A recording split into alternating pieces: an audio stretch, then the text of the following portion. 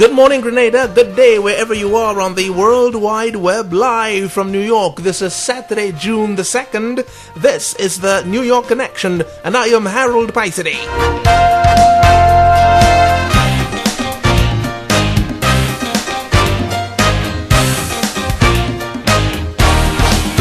Well, last evening, GrenCap United and the Diaspora Consultative Committee of New York had a public meeting at the Holy Cross School in good old Brooklyn, New York on Church Avenue. There were discussions on the Grenadian homecoming, health care for those in need here in New York, and the New York Police Department police community work. But the question is, how prepared is the diaspora here in New York for the homecoming in Grenada in August? What can we expect at the homecoming in Grenada? And how healthy is the diaspora in New York in terms of being aware of what's happening in Grenada in August? These questions and more to be answered by the chairperson of the consultative committee here in New York, Merle Clark. And I'm happy that she's with us this morning. Good morning, Merle. Good morning, Harold. Great. Survived last night? Oh, yes, we did. Okay, great. So you had the meeting last night to talk about the Grenadian homecoming. What update can you give us about that affair that's planned for August? Okay, before I do that, I must say special good morning to Grenada, Carriacou, and Petit Martinique. And I'm so happy. It's wonderful to be connecting with you this morning. And thank you, Harold. My pleasure. Now, yesterday evening we had a meeting, as Harold outlined, and it was a very, very informative session. We had a detective from the NYPD, community policing, who has a job of liaison with the diaspora and members of the community. We were thrilled to learn so much about the kind of work that the police does, and we also learned a lot about our rights and our responsibility as residents of New York. Overall, we had a very lively discussion session, questions and answers, and we were looking for in terms of attendance, we were a little bit disappointed because those are issues that is plaguing our community here, and people do want answers. This is our first opportunity to reach out, and we intend to do that again. One of the things that I'd like to point out that really came out from that session was our need to really talk. And as a people, we know there many times there are problems, and we do not say anything about them. Without talking about your problems, there's no way you can get help. We also learn not just about how do we respond to the police in terms of our complaints, but we also learn that there are many times there are things we don't do in terms of complimenting our police officers for the good work that they do, because we do have a lot of good police officers who work along with us all the time with all our activities, and we need to reach out and say thank you, and also to reach out to the further community to let people know exactly what is happening, and that was a good session. Something else, Harold, I would like to point out in terms of our health care, and I can't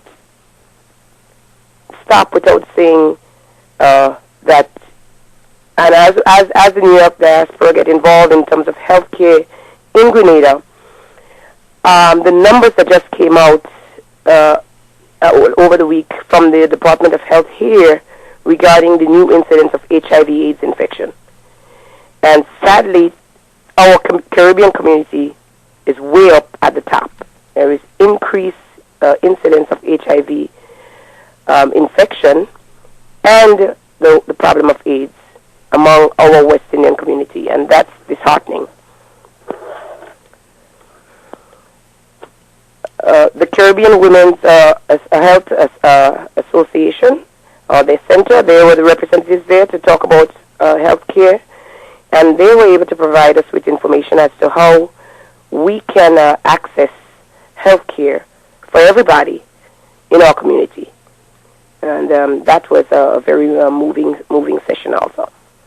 Okay, so the homecoming, because that would take up much of the discussion, because it's a big event that's planned for Grenada in August, and of course the Diaspora Consultative Committee, there's a permanence to it, because it's something that every community in the Caribbean and the world needs here in New York, because so many people are domiciled from the various islands here in this melting pot.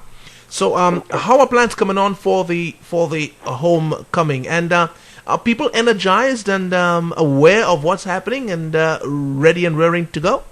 Very much so on our part. Our committee has been working diligently to fulfill our end of the bargain, which is our health care platform. We are preparing to do training in CPR, a life support, and we have in connection with Grenada, we do have already set up our four centers. We are going to have our training in St. John's, St. Andrew, St. George, and Carriacou.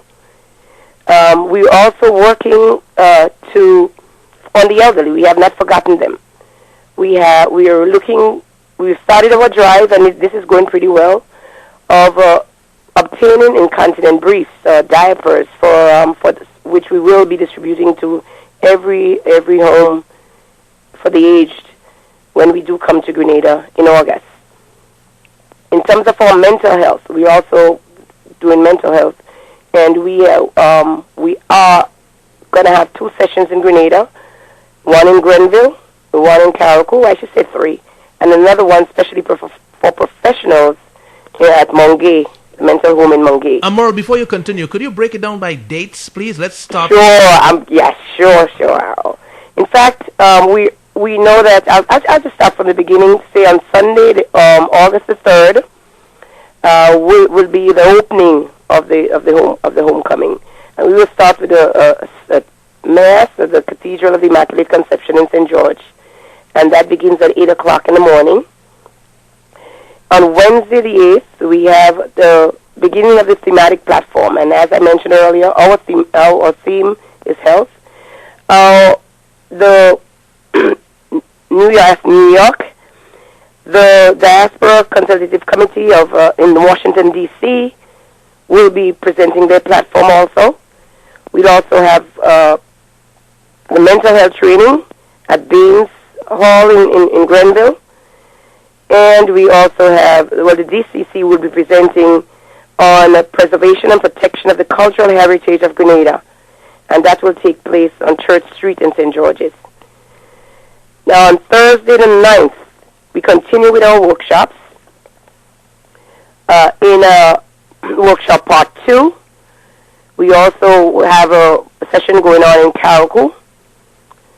We have, in fact, let me just mention that all of these will be taking place nationwide. So in every all around the country, including Carriacou and Petit Martinique, there would be sessions taking place when it comes to our platform. Excuse me. Now we have that's the 9th, 8th and the 9th. On the 10th of August, we have a United Project. Thematic platform part 2. And we have that nationwide, and we have it on the thematic, excuse me, I'm sorry, Harold, I'm just having a little bit of stuff in my throat here. No problem, it's early morning. But from the 7th through the 9th, we have the Diaspora Youth Day Camp, and that will be taking place at St. Rose Modern Secondary School in Guelph. We especially want the Grenada and the Diaspora to know that this camp and all of our activities are very, very inclusive. In fact, we want to have Grenadians be involved, and especially in the youth camp. At the youth camp, the kids will be learning a lot about the culture, Grenadian culture. There'll be fun-filled activities, empowering activities where kids will be learning about our traditional cooking. They'll be having creative arts. They'll be learning traditional games. and also they'll be visiting historical landmarks. So it will be a sort of bonding between Grenadian youths and youths living in Grenada and those coming from abroad. As we continue on the 11th, we have a family fun day, and that will take place in the Montrouge playing field and the Camaron Park in Grand Anse St. George's. The 15th is Diaspora Shopping Day, and we do hope that those of us who are coming with a little money left in our pocket will be able to, spend something, and so that we can add to the improvement of the economy and the businesses in Grenada. On the 16th, we have a community project, and that is where there will be a special project in St. David, where we're hoping that across the diaspora and across Grenada, we will be involved in building, in fact, a bus stop that's so needed in the parish of St. David. On the 16th, we also have the gala and the award ceremony. And that will take place at the Spice Basket. And on the 17th, we have a workshop again on copyright and royalties. And that will take place in St. Andrew, in Grenville, again at the Baines Upper Level Community Center. And then the 18th will be a cool down day, a beach party at Pathway in St. Patrick. So we have a really packed agenda. We have a program should be, and again as stressed, we want to involve everyone as much as possible in those activities. I want to add, if you would allow me. Sure. I want to add that from New York, our Pampa Drive is open, and we're getting good feedback from our community. We want to thank the community organizations and the individuals who have been donating in cash and kind. And I do not want to say just New York. I say New York, New Jersey, and Connecticut, the tri-state region, who have been working so hard to ensure that our project comes off the ground. Healthcare, again, as I mentioned, we started here in New York to let people know about the needs of healthcare, and we want to extend this so much because of the need in Grenada, Carriacou, and PT Martinique. So we're looking forward to that. So we're working on our health. We're also working on donations towards the possibility of providing training equipment for CPR when we do come to Grenada. So we're looking forward to that. We have trainers who will be bringing in and working together with trainers from Grenada to provide our health care to those in need. And Merle, it's important to note that the homecoming is for Grenadians here in New York and the rest of North America coming home, and for the Grenadians in Grenada. Sure, and the Caribbean. We do have a Caribbean, we have Caribbean delegates who will be in Grenada. I did not want to spend so much time talking to others. It's wonderful that I have the opportunity, because 2 weeks ago, the permanent secretary and the diaspora ambassador spent some time on the George Grant Show speaking about the work that is being done in Grenada. So I chose to really speak about what we're doing here in collaboration, but it's never too much, because I know that many people are listening here and at home, and and they're getting involved. I've heard about some of the activities that the Grenadians are working on in terms of the homecoming. Participation, especially in the youth camp, will be mostly Grenadian run, and we're really there to provide our backup skills, basically. That was asked for at the previous conferences. So we'll be providing backup skills, but we're hoping that as many Grenadians as possible get involved in the activities pre-homecoming and post-homecoming. Merle Clark, the chairperson of the Diaspora Consultative Committee here in New York. Thank you very much, Merle. A pleasure always. Thank you, Harold, as always, and welcome the opportunity to reach out. Thank you so much for the good work that you do in reaching us, helping us to reach Grenada. Thank you so much. My pleasure. Thanks. Coming up next, we'll be talking about Kirani James, who is running today, and Grenadian athletes' preparations for the upcoming Olympics in London, England. Michael Bascom, the man for all seasons, summer, winter, spring and fall, dry season, wet season, we'll be talking.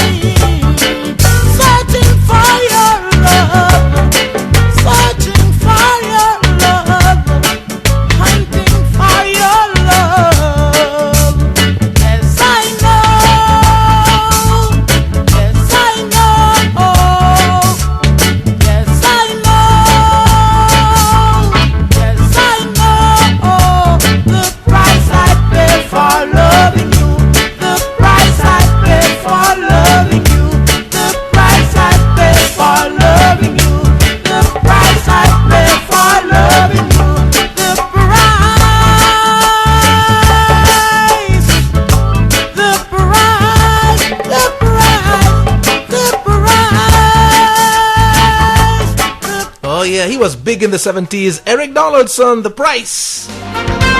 Remember that the Heritage Theatre Company is in New York this weekend. Yes, tomorrow. Heritage Theatre Company, led by Chris DeRiggs, brings Grenada's hottest play, The Happy Hour, to New York. It's at the Wingate High School. It begins at 5 o'clock tomorrow afternoon. $42 for the tickets, and please call 718-941-1879 for tickets. Put on by Everybody's Magazine, okay? But please remember that Heritage Theatre, Grenada's primary theatre company, led by Chris DeRiggs, brings The Happy Hour to New York tomorrow afternoon at 5 o'clock at Brooklyn College. $42 a ticket. Call 718-941-1879. I understand that there's still tickets available. Go see Chris, Heritage Theatre, The Happy Hour.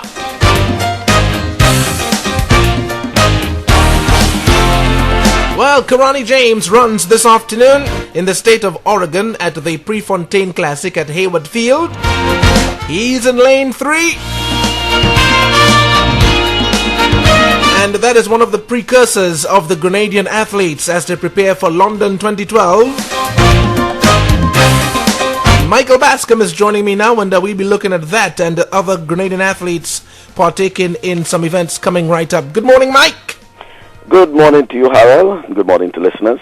Okay, wonderful. So we have Kirani this afternoon in Oregon, and we have the other Grenadian athletes, Ronel Bartholomew, in events, Joel Redhead, Kurt Felix, and what have you, in events leading up to London 2012. And these are athletes who have been giving creditable performances in the name of Grenada that we really need to talk about today. Yes, indeed, Harold, and in earnest in preparation for the Olympic Games, in particular this year, Kirani James, Ronel Bartholomew, in particular in the men's 400 meters, and then we also have Kanika Beckles, who many may not have heard before, to the following track and field: Kanika Beckles in the women's 400 meters. Boston to the Carifta, she a former athlete of the St. David's Catholic Secondary School, is now at Texas A&M under the tutelage of Aline Francisque. And there's also Kurt Felix in the decathlon. Recall just recently he attained a B qualification for the Olympics in the decathlon. He's at Boise State University. These two athletes in particular will be featured in the coming days in the NCAA Division I championships, which will take place in Iowa. But the focus this weekend obviously will be on Kirani James as he participate in the 400 meters in the Prefontaine Classic. It's just his second outdoor meet for the year. His second one for the year. You recall he opened in Daegu last month, and he is looking to prepare himself for the Olympic Games. A bit of questions being asked about Rondell Bartholomew, who skipped the indoor season this year, and a sort of late start for the outdoor season. It was expected that he would have started sometime in May. It appears it's obviously unlikely. There are some indications that he will open the season come next week in New York. That is also doubtful. Hopefully, probably by midweek, there will be some indication as to when exactly Rondell Bartholomew will open his season, Harold. All right, and the meet this afternoon with Kirani James is going to be interesting because to his right in lane 4 will be LaShawn Merritt, who is the 2004, not 2004. He is the reigning Olympic champion, yes, and the world leader. Now, the Prefontaine Games. This game is named after the legendary. Just to give some info on that, Steve Prefontaine, America's greatest distance runner at the time of his death in 1975 at the age of 24. Now, Prefontaine's remarkable life was the subject of an award-winning documentary, Fire on the Track, and 2 major motion pictures. Prefontaine, released by Disney in January of 1997, 2 thumbs up from Siskel and Ebert. You know, that's these are the critics of the movies and the frontrunners in such, and Without Limits, released by Warner Brothers in September of 1998, named as one of the top 10 films of 1998 by Time Magazine and the New York Times. Now, the 2012 meet is today. It's the 38th annual edition, with Nike as the title sponsorship. So some big money going on there, Michael. And they have been sponsoring such for 29 consecutive years. Now, attendance at the meeting today is at the historic Hayward Field in Eugene, Oregon, and this has been traditionally the largest in the United States, with crowds of over 12,000. Now, the past 15 pre-classics have been standing room only, and another sellout is anticipated for this afternoon. So this is a prestigious meet going on here for Kirani James, and one that will do his confidence even better if he pulls off a victory. Yeah, well, and the Prefontaine Classic also, apart from being probably the one of the biggest meets in North America, it's also part of the Samsung Diamond League, and they consider the Prefontaine Classic to be the best of the 14 Diamond League meetings they have. That's the invitational track and field meetings in the world. Kirani and his management team normally select the events. Well, I shouldn't say just the events, but obviously the 400 meters, but the venues, I should say, for the 400 meters. 7 of them in total. It started in Doha, Qatar, and then there was also a Diamond League, but not all of the Diamond Leagues actually have 400 meters, but there will be 7 in all, and the final one, either in Brussels, or I think it's Brussels or Berlin, somewhere there in Europe, will have double the points. That's basically double the points. You recall last year he started a bit late in the season.